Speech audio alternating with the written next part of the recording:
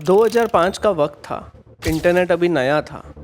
एक 45 साल का आदमी एक 18 साल की लड़की को ऑनलाइन प्यार में फंसा देता है, पर वो लड़का जिससे लड़की बात कर रही थी असल में एग्जिस्ट ही नहीं करता था। एक फेक आइडेंटिटी, एक झूठी कहानी, और फिर ये ऑनलाइन प्यार बदल गया एक खौफनाक सच में।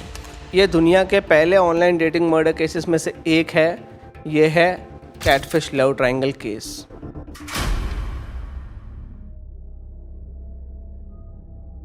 Hello guys and welcome to new video. आज का केस स्पेशली उन लोगों के लिए है जो ऑनलाइन कनेक्शंस ढूंढ रहे हैं या यूं कहूँ ऑनलाइन पार्टनर्स ढूंढ रहे हैं। इस केस में बहुत सारे ट्विस्ट एंड टर्न्स हैं, तो इसको एंड तक ज़रूर देखना and you will be left shocked. चलिए स्टार्ट करते हैं इसको। 3 जून 1959 को क्लियरेंस न्यूयॉर्क में एक बच्चे का जन्म होता है जिसका नाम होता है थॉमस मॉन्टगोमरी। थॉमस जब 18 साल का होता है एंड तभी वो नेवी ज्वाइन कर लेता है एंड एक मरीन बन जाता है, but due to his drinking issues उसको 6 साल में ही नेवी से निकाल दिया गया होता है, या यूं कहे वो वॉलंटरी रिटायरमेंट ले लेता है। नेवी से डिस्चार्ज लेने के बाद में वो अपनी लॉन्ग रिलेशनशिप गर्लफ्रेंड सिंडी से शादी कर लेता है एंड अब उसके पास में कोई जॉब नहीं होती है, बट उसको अपने फैमिली को सपोर्ट करना होता है। इसके लिए वो एक जॉब ढूंढने लगता है एंड कुछ महीनों की मेहनत के बाद उसको एक डायना ब्रेड नाम की फैक्ट्री में जॉब भी मिल जाती है। इसके कुछ साल बाद the couple gave birth to 2 daughters and बाहर से देखने पे अब थॉमस की लाइफ एकदम परफेक्ट लग रही होती है। एक अमेजिंग वाइफ, 2 अमेजिंग डॉटर्स, एक अच्छी जॉब, मतलब वो सब कुछ जो एक कॉमन मैन की एस्पिरेशंस होती है। सब कुछ बहुत अच्छा चल रहा होता है सालों तक एंड ऐसे ही करते करते 2005 आ जाता है एंड अब थॉमस ऑलमोस्ट 45 ईयर्स का हो गया होता है और उसकी जो डॉटर्स होती हैं एक 12 साल और एक 14 साल की हो गई होती है। एंड सिंस सालों से सेम रूटीन फॉलो कर करके थॉमस अपनी लाइफ से बहुत ज़्यादा बोर होने लग जाता है। सेम वही कि सुबह उठना, फिर ऑफिस जाना, ऑफिस से वापस आना, फिर खाना खाना एंड वापस से सो जाना।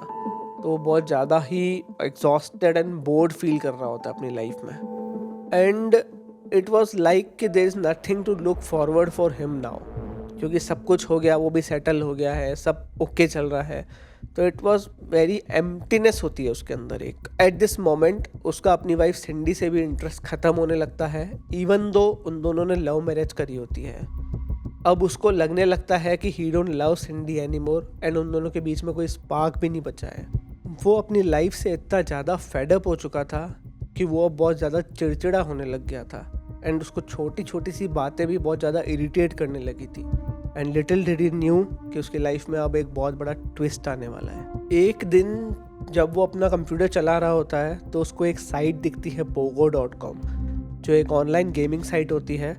तो वो सोचता है कि हो सकता है गेमिंग में उसका इंटरेस्ट जगे एंड इसलिए वो उस साइट पे रजिस्टर करता है अपना अकाउंट एंड इवेंचुअली वो फिगर आउट करता है कि उसमें एक फ़ीचर होता है उस साइट में जिसमें जो प्लेयर्स होते हैं वो आपस में चैट कर सकते हैं। एंड टू हिज सरप्राइज 2-3 दिन उस साइट पर रेगुलर विजिट करने के बाद ही उसको एक चैट रिक्वेस्ट आती है एक यूज़र आईडी से जिसका नाम होता है tall hot blonde. And let me tell you, उस साइट पे मोस्टली टीनेजर्स ही आते थे। ओल्ड एज ऑडियंस बहुत रेयरली थी उस साइट पे। तो उसने भी अपने आप को मॉडर्न दिखाने के लिए अपना जो यूज़र आईडी था उसका नाम रखा हुआ था मरीन स्नाइपर, एज वो एक एक्स मरीन भी था। एंड उसने अपनी जो पिक थी जिस टाइम पे वो मरीन में था वो वाली पिक लगा रखी थी जब वो 18 साल का था। यस, वो इम्पर्सोनेट कर रहा था अपनी आईडी।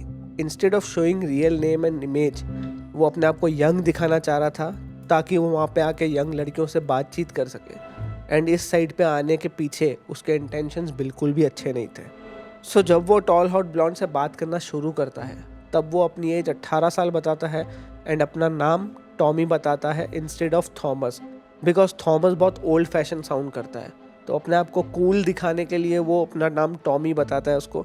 एंड जिस लड़की से वो बात कर रहा होता है उसका नाम जैसी होता है एंड वो सिर्फ 17 साल की होती है। कैन यू बिलीव, थॉमस इस टाइम पर 45 ईयर्स का है एंड जैसी सिर्फ 17 साल की है, बट स्टिल वो अपनी चैट जैसी के साथ में कंटिन्यू रखता है। And in the mean while वो बीच बीच में अपने पुराने पिक्स जैसी को बेचता रहता है ताकि वो उस पर बिलीव करना शुरू कर दे। एंड रिमेंबर ये 2005 का टाइम है, इस टाइम पे इंटरनेट जस्ट आया ही था, तो किसी को भी आइडिया नहीं था कि ऑनलाइन धोखे कैसे मिल सकते हैं। जैसी उस पर बिलीव कर लेती है एंड अब उनकी चैट रोज होने लगती है। थॉमस उसको अपनी फैमिली के बारे में भी सब कुछ झूठ बताता है। वो बोलता है कि उसकी मॉम की डेथ कैंसर से हो गई थी जब वो सिर्फ 12 साल का था, एंड उसके जो डैड है वो मिलिट्री मैन थे एंड वो उनके ही फुटस्टेप फॉलो कर रहा है। एंड वो ये सब इसीलिए कर रहा था बिकॉज वो जैसी के गुड बुक्स में आना चाहता था एंड वो उसको दिखाना चाहता था कि वो कितना रिस्पॉन्सिबल एंड डेडिकेटेड बंदा है। वो जैसी को ये भी बताता है कि जब वो 17 साल का था उस टाइम उसने एक लड़की का रेप किया था। एंड ये सुनने के बाद में भी शॉकिंगली जैसी उससे बात कंटिन्यू रखती है, एस वो जैसी को ये बोलता है कि उसको बहुत ज़्यादा गिल्ट है इस चीज़ का, एंड जैसी बोलती है उसको कि वो उसको माफ़ करती है बिकॉज उसको इस चीज़ का गिल्ट तो है at least. Can you believe that वो इस टाइम पे भी उस बंदे से बात कर रही है जो उसको बोल रहा है कि वो एक रेपिस्ट है। अब रोज़ थॉमस बस वेट करता था कि कब वो जॉब से फ्री हो एंड अपने घर जाए एंड ऑनलाइन जाके जैसी से चैट करे। ये उसका एक रूटीन सा बन गया था एंड इस चक्कर में उसका ध्यान अपनी फैमिली से बिल्कुल हट गया था।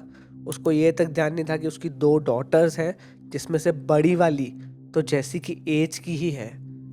वो इतना ज़्यादा खो चुका था जैसी में कि उसको किसी चीज़ का ध्यान ही नहीं रहता था एंड उसको अब वो एक्साइटमेंट मिलने लगी थी जिसको वो काफ़ी टाइम से मिस कर रहा था। कुछ मंथ्स बीतते हैं, वो ऐसे ही चैट करते रहते हैं एंड अब बातें सिर्फ नॉर्मल चैट से बढ़ के टेक्सटिंग पे पहुंच जाती हैं। एंड कुछ टाइम बाद थॉमस जैसी को ऑनलाइन प्रपोज भी कर देता है एंड जैसी बिना उससे आज तक मिले उसको हाँ भी कर देती है और एक रिलेशनशिप में आ जाती है।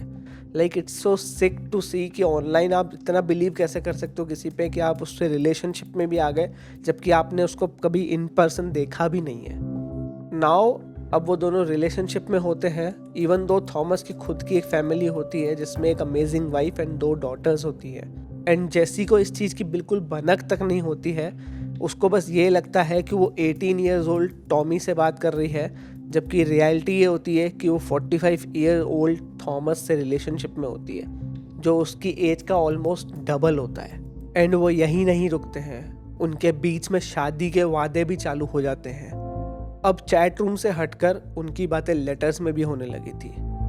एक दिन जैसी थॉमस को बोलती है कि उसको थॉमस को एक लेटर भेजना है तो वो उसका ईरान का एड्रेस मांगती है।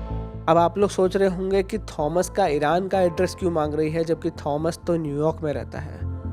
द थिंग इज थॉमस ने उसको एक झूठ बोला हुआ था कि वो अभी ईरान में पोस्टेड है एंड वो उसको ये बोलता है कि तुम्हारा लेटर मेरे तक यहाँ पे नहीं पहुँच पाएगा, तो डू वन थिंग, तुम मेरे डैड के एड्रेस पे वो लेटर भेज दो जो एक्चुअल में उसका खुद का एड्रेस होता है, एंड देन डैड मुझे वो लेटर यहाँ पे ईरान में भेज देंगे। तो ऐसे करके वो उसको मैनिपुलेट कर लेता है। एंड आई स्टिल वंडर ये सब सुनने के बाद भी जैसी को डाउट नहीं हुआ उस पर। थॉमस के बताए हुए एड्रेस पर जो कि उसका खुद का ही एड्रेस था, उस पर जैसी अपना लेटर भेजती है एंड उसके साथ में एक सरप्राइज़ भी भेजती है। जब थॉमस को वो लेटर एंड सरप्राइज़ मिलता है तो वो इतना शॉक हो जाता है, साथ में आप लोग भी शॉक हो जाओगे जान के कि सरप्राइज़ था क्या। वो एक लेटर के साथ में अपने अंडीज़ भेजती है थॉमस को। लाइक को कुछ महीने पहले मिली है उससे, वो भी ऑनलाइन, ना उसने आज तक उसको फिजिकली कभी देखा है कि वो एक्चुअल में एग्जिस्ट करता भी है कि नहीं, ना उसने वो वीडियो कॉल किया है बिकॉज उस टाइम पे video calls were not there. And इसके बावजूद वो सिर्फ उस पर ट्रस्ट करके उसको ये सब भेज रही है। लाइक मेरे लिए सोचना भी मुश्किल है कि मतलब कोई ऐसे कैसे ट्रस्ट कर सकता है, उसके ब्रेन में ऐसा क्या चल रहा होगा कि उसने जब उसको बताया कि वो रेपिस्ट है उसके बावजूद वो ये सब भेज रही है उसको। लिटरली माइंड बॉफलिंग है ये चीज़। खैर अब उनकी बातें चैट रूम से हटकर लेटर्स में होने लग जाती है एंड वो हर लेटर के साथ में दोनों एक दूसरे को सरप्राइजेस भेजते थे। एंड ऐसे ही उनको ये बात करते करते 1 साल बीत जाता है एंड अब जैसी 18 की हो जाती है एंड थॉमस 46 का। थॉमस का सब बहुत बढ़िया चल रहा था, but on the other hand उसकी वाइफ सिंडी उस पर पूरा ध्यान रख रही थी कि वो क्या कर रहा है, उसका रूटीन क्या है। एंड वो नोटिस करती है कि न तो वो अब काम घर के कामों में हाथ बटाता है, न वो उसकी डॉटर्स के साथ में टाइम स्पेंड करता है, एंड उससे तो बहुत रेयरली ही बात करता है वो बस जब भी ऑफिस से आता सीधा कंप्यूटर से चिपक जाता एंड बिना किसी रीज़न के खुश रहने लगा था वो, एंड बैठे बैठे ही स्माइल करता रहता था। तो यहाँ से सिंडी को शक होना शुरू होता है। एक दिन जब थॉमस ऑफिस के लिए निकलता है तो पीछे से सिंडी उसके रूम में घुसती है एंड उसका रूम सर्च करने लगती है। तो उसके हाथ में वो लेटर्स एंड अंडीज आ जाती हैं जो जेसी की होती हैं। एक लेटर में लिखा होता है, my dearest sweetest Jessie, honey I love you everything you gave me for this Christmas, but the only thing I cherish the most is your love. You made this my best Christmas ever. I will never forget Christmas 2005 because of you, sweetie. Baby, I am so excited about running with you. I want you in my life. I am nothing. You gave me a reason to keep going. Honey, I can never ever repay you for everything you have done or given me. This is why I love you so much, honey. My love is unconditional and it will be till the day I die. You are very much stuck with me, honey. I am not leaving you and you only hold the key to let me go. No one else will make me leave you. I will fight them to the death, baby. I love you, Jesse Blair. Can't wait to be with you. ये सब discover करके मानो सिंडी के पैरों के नीचे से जमीन खिसक गई हो। उसको समझ नहीं आ रहा होता है कि वो कैसे रिएक्ट करे। वो बिल्कुल ब्लैकआउट सी हो जाती है। एंड उसी वक्त एक लेटर के अंदर उसको चैट रूम का जिक्र दिखता है। तो वो थॉमस का कंप्यूटर चालू करती है एंड वहाँ उसे थॉमस एंड जेसी के बीच की चैट्स दिखती है। सारी चैट्स पढ़ के मानो वो एकदम नम सी हो जाती है। कुछ घंटों के लिए वो बिल्कुल उसका ब्रेन काम करना ही बंद कर देता है। बट ऐसे टाइम पे भी उसको ये लगता है कि उसको जेसी को सच्चाई बतानी चाहिए कि एक्चुअल में थॉमस की रियलिटी है क्या, बिकॉज वहाँ पे जेसी की गलती नहीं होती है, सारी गलती थॉमस की होती है एज वो जेसी को धोखा दे रहा होता है। जेसी तो उससे 18 साल का टॉमी समझ के ही बात कर रही होती है। तो वो जेसी को एक लेटर लिखती है। Dear Jessie, enclosed you will find a picture of my family. Let me introduce you to those peoples. The man in the center is Tom, my husband. There is no Tommy. He is taking advantage of you. You need to be very cautious with your safety. You will only be heard by a man who has mastered the art of manipulation and lies. Do not trust words on a computer. From what I gathered, you are much closer to my daughter's age. इस वक्त तक Thomas को कोई idea नहीं होता है कि वो पकड़ा गया एंड सिंडी को सब पता है, बिकॉज सिंडी एकदम नॉर्मल बिहेव करती है। एंड जब जेसी का रिप्लाई आता है सिंडी के लेटर का थॉमस के पास में, तब थॉमस के सर पे बॉम्ब फूटता है। जेसी उस लेटर में थॉमस से कन्फ्रंट करती है कि उसने क्यों छुपाया उससे एंड झूठ बोला, एंड वो उसको ये भी बोलती है कि उसने ठीक नहीं किया जेसी के साथ में and she will take a revenge for this. Thomas उर्फ टॉमी ये जानते हुए भी कि सिंडी को सब पता है, उसको इग्नोर कर देता है एंड वो जेसी को पटाने में लग जाता है ये बोलकर कि वो उसके लिए बिल्कुल पागल है एंड उसके लिए कुछ भी कर सकता है। एंड टू माई सरप्राइज जेसी का गुस्सा शांत भी हो जाता है एंड वो उससे रिलेशनशिप कंटिन्यू करने के लिए मान भी जाती है। बट वॉट अबाउट सिंडी, जिसके साथ में वो ऑलमोस्ट 3 डेकेड से रिलेशनशिप में है and all he is caring about a girl who is just 18 years old. अब आप लोग सोच रहे होंगे कि एक 18 साल की लड़की 46 ईयर ओल्ड मैन के साथ में रिलेशनशिप में रहने के लिए कैसे मान सकती है, जबकि वो ये सब जानती है। Here comes one of the most shocking twist in this case. जैसी जितनी सीधी दिखती है उतनी है नहीं, एक्चुअली वो भी एक फेक अकाउंट यूज़ कर रही थी। The 18-year-old girl Thomas was talking to was actually 45-year-old lady. Yes, वो 45-year-old लेडी से बात कर रहा था जिसका नाम मैरी था। थॉमस को इनिशियली लग रहा था कि वो कैटफिश कर रहा है जेसी को, बट उसको ये नहीं पता था कि वो खुद भी कैटफिश हो रहा है जेसी से। And the most disturbing part is Mary जिसकी आइडेंटिटी यूज़ करके थॉमस से बात कर रही थी वो उसकी खुद की बेटी थी। यस, वो अपनी खुद की बेटी की पिक यूज़ करके थॉमस से ही नहीं बहुत सारे लड़कों से बात कर रही थी एंड वो अपनी बेटी की कॉम्प्रोमाइजिंग पोजीशंस में पिक्स क्लिक कर लेती थी जैसे बैडमिंटन खेलते हुए, एंड वो पिक्स वो सारे लड़कों को भेजती थी जिससे वो लोग उस पर बिलीव करें कि उसका अकाउंट ट्रू है। मतलब कोई माँ अपनी बेटी के साथ ऐसा कैसे कर सकती है। इवन जो अंडीज उसने थॉमस को भेजी थी वो भी अपनी बेटी की चुरा कर भेजी थी। मतलब वो क्या ही चाह रही थी इंटरनेट पे करना, समझ नहीं आ रहा है मुझे तो ये चीज़। इस वक्त तो मैं ये भी नहीं कंक्लूड कर सकता हूँ कि कौन विक्टिम है और कौन प्रेडेटर, बिकॉज थॉमस जो कर रहा था वो सेम चीज़ मैरी भी उसके साथ में कर रही थी। तो ये केस बहुत ही ज़्यादा पेचीदा होने वाला है आगे जाके। और यू रिमेंबर मैंने बताया था कि जैसी थॉमस उर्फ टॉमी को बोलती है कि वो उससे रिवेंज लेगी, एंड थॉमस को ये लगता है कि वो सिर्फ गुस्से में बोल गई थी ये चीज़, बट जैसी उर्फ मैरी ये चीज़ गुस्से में नहीं बोली थी, शी मेंट इट। एंड यहीं से एंट्री होती है इस केस में नए कैरेक्टर की, जिसका नाम होता है ब्रायन। ब्रायन 22 साल का लड़का था जो बफेलो यूनिवर्सिटी में पढ़ता था, एंड वो एक बहुत ब्राइट स्टूडेंट भी था। एंड इंटर्नशिप के लिए वो एक फैक्ट्री में जॉब ढूंढता है, जो सेम फैक्ट्री होती है जहाँ पर थॉमस काम करता था, डायना ब्रेड। एंड वहाँ पे उसको इंटर्नशिप मिल भी जाती है। तो इवेंचुअली ब्रायन और थॉमस दोनों अब कलीग्स बन जाते हैं। And the coincidence is Brian भी pogo.com पे गेम्स खेला करता था, एंड उसकी और जैसी उर्फ मैरी की चैट रूम में बातें भी हुई थी एक दो बार।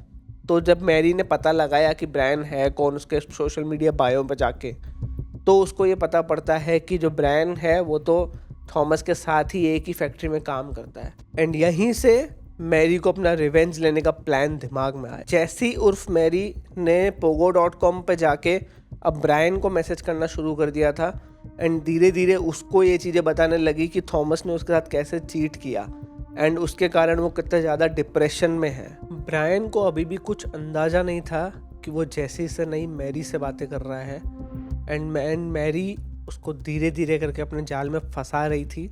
एंड सैडली ब्रायन उसके जाल में फंसता भी जा रहा था, एंड वो और जैसी, जो भी मैरी कह लो, वो दोनों अब ऑफिशियली रिलेशनशिप में आ गए थे। एंड जो मैरी है वो अपनी बेटी के अंडीज अब इसको भेजने लगी थी, एंड एक्सप्लिसिट पिक्स भी। ब्रायन भी पूरी तरह से जैसी के कंट्रोल में आ गया था, एंड वो और जैसी मिलके अब ऑनलाइन फोरम्स पे जाके लिखने लग गए थे थॉमस के बारे में कि कैसे थॉमस ने उसको चीट किया, एंड वो एक चाइल्ड प्रेडेटर है, जो कि वो था भी। एंड इन सब के चलते pogo.com वालों ने भी थॉमस का अकाउंट ब्लॉक कर दिया था, एंड सिंडी भी अब थॉमस से अलग रहने लगी थी। थॉमस की बच्चियों तक को पता पड़ गया था कि क्या किया है थॉमस ने, तो वो भी अब उससे बात नहीं कर रही थी, एंड वो बिल्कुल अकेला हो चुका था। अब थॉमस बिल्कुल अकेला एंड लोनली फील करने लगा था, एज उसके पास में न तो उसकी फैमिली थी, ना उसके पास में उसका प्यार था। एंड ब्रायन ने भी पूरे ऑफिस में ढिंडोरा पीट दिया था कि थॉमस ने क्या किया है, तो उसकी इज्जत भी ख़त्म हो गई थी। इतना सब होने के बाद में भी थॉमस बिल्कुल शांत था, वो कोई एक्शन नहीं ले रहा था, एंड मैरी को भी ये लगने लगा था कि उसका रिवेंज पूरा हो गया है। बट यहाँ मुझे एक चीज़ समझ नहीं आ रही है कि मैरी अपने आप को एज अ विक्टिम क्यों दिखा रही है, जबकि वो भी वही कर रही है जो थॉमस ने उसके साथ में किया था।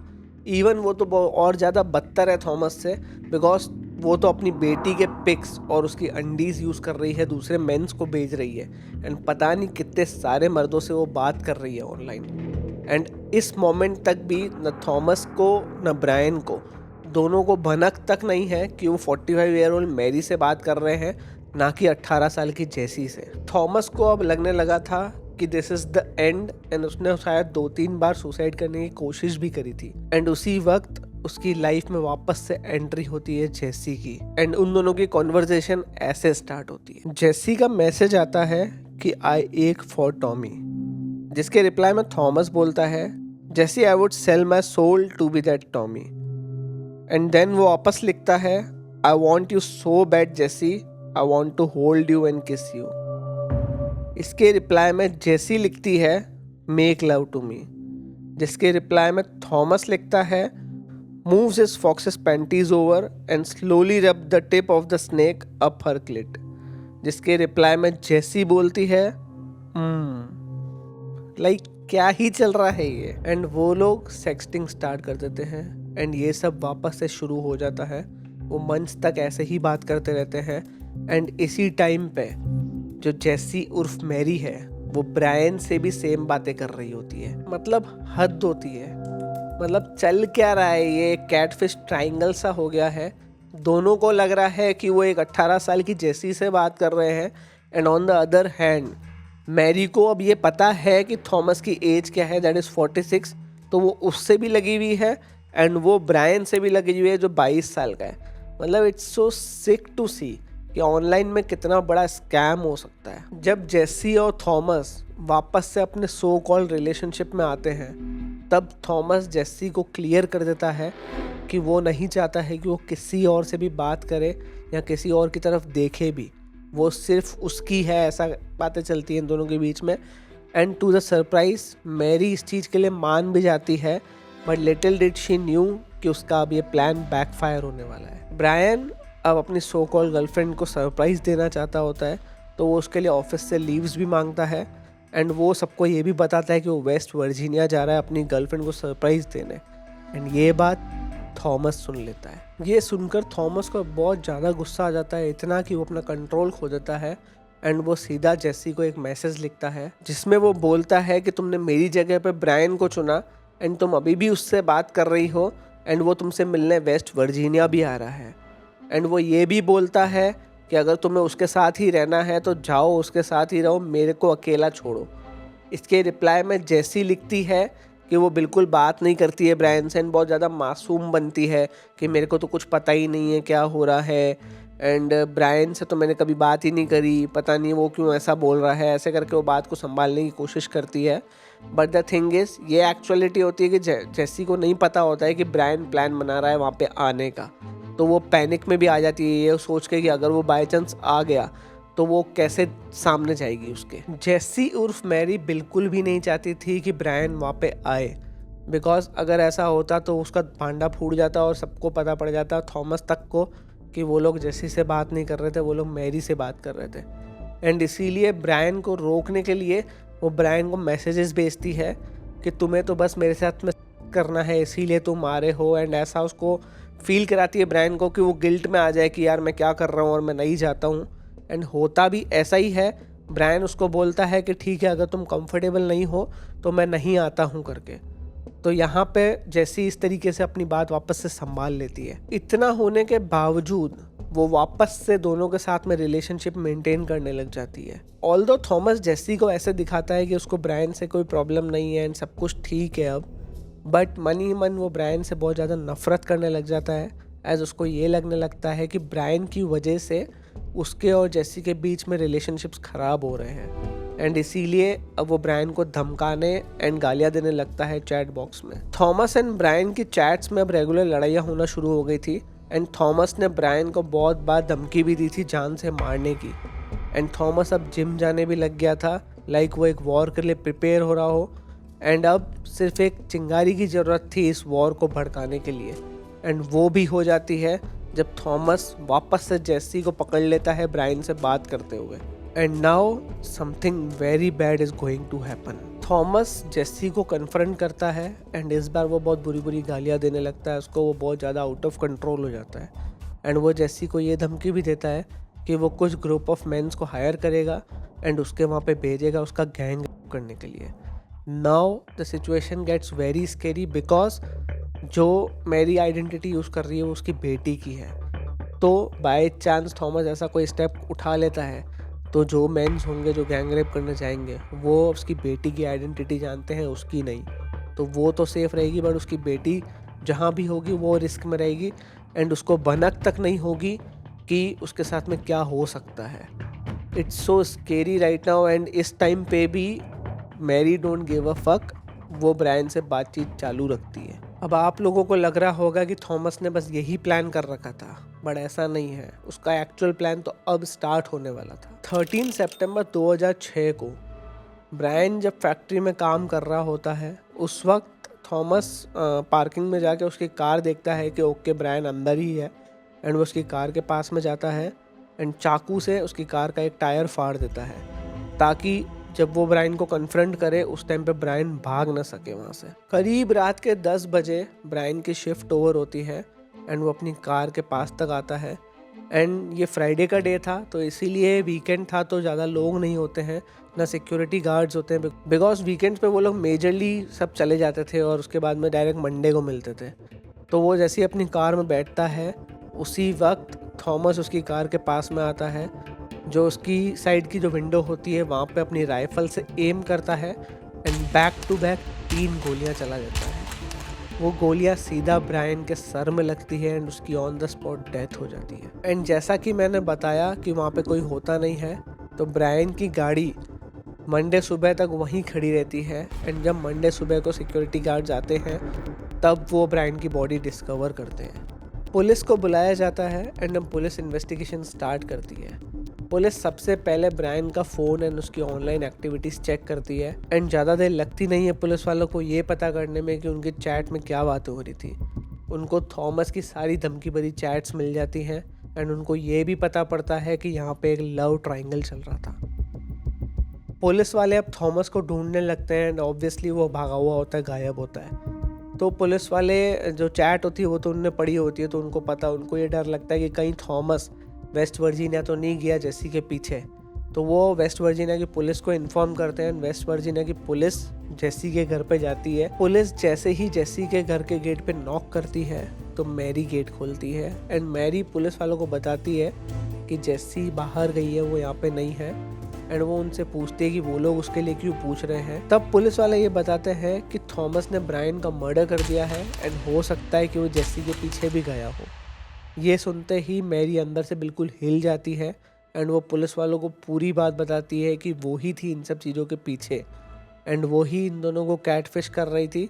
एंड वो पुलिस वालों से रिक्वेस्ट भी करती है कि जेसी को जैसे भी करके ढूंढो एंड उससे बचाओ। लकीली थॉमस जेसी के पीछे नहीं गया था। न्यूयॉर्क की पुलिस उसको पकड़ लेती है एंड उसे इंट्रोगेशन स्टार्ट करती है। थॉमस अपने आप को बचाने के लिए ये बोलता है कि वो तो अपनी फैमिली के साथ में था एंड उसकी वाइफ टेस्टिमनी दे सकती है कि उस टाइम पे मर्डर का जो टाइम था उस टाइम पे वो उनके साथ ही था। एंड यहाँ पे सिंडी एक बहुत कूल थिंग करती है, वो सीधा पुलिस वालों को मना कर देती है कि ये मेरे साथ में नहीं था, ना मेरी बच्चों के साथ में था। एंड इवन वो ये भी टेस्टिफाई कर लेती है कि जो बुलेट के शेल्स मिले हैं वो भी थॉमस की राइफल के ही हैं। पुलिस को एक पेयर फ्रूट की गुठली भी मिलती है क्राइम सीन से, तो वो उसको भी डीएनए टेस्टिंग के लिए भेज देते हैं and it was a perfect match. Thomas अब बिल्कुल फंस चुका था, तो वो खुद ही अपने क्राइम्स कबूलने लगता है। वो कोर्ट में गिल्टी प्ली कर देता है एंड 27 नवंबर 2006 को उसको 20 साल की सज़ा सुनाई जाती है। एंड इस साल नवंबर में वो जेल से बाहर भी आ जाएगा। And you know what's the funny part is, Thomas को जेल में जाने के बाद पता चलता है कि वो मैरी से बात कर रहा था जो 45 ईयर ओल्ड की है। एंड सैडली ब्रायन को कभी पता ही नहीं चल पाया कि वो किससे बात कर रहा था। दो अधेड़ उम्र के लोगों की मस्ती या एक्साइटमेंट के कारण एक इनोसेंट की लाइफ चली जाती है, जिसके आगे अभी अपनी पूरी जिंदगी पड़ी थी। उसके बहुत सारे सपने थे जो अधूरे रह जाते हैं। And the worst part is Mary को कोई चार्जेस भी नहीं होते हैं, वो अपनी लाइफ अपने हस्बैंड एंड अपने बच्चों के साथ में आराम से जी रही होती है। बट कहते हैं ना, Karma is a beach.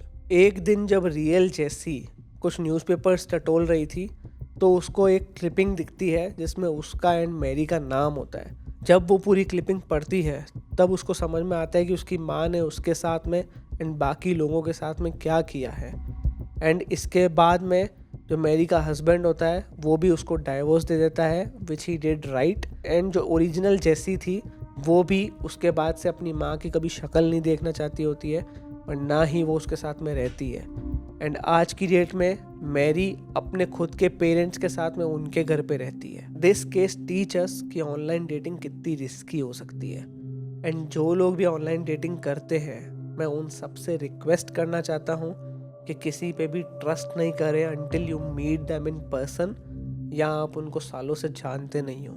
So guys, this was the case of catfishing triangle. अगर आपको ये डॉक्यूमेंट्री अच्छी लगी हो तो please do like, share and subscribe to my channel.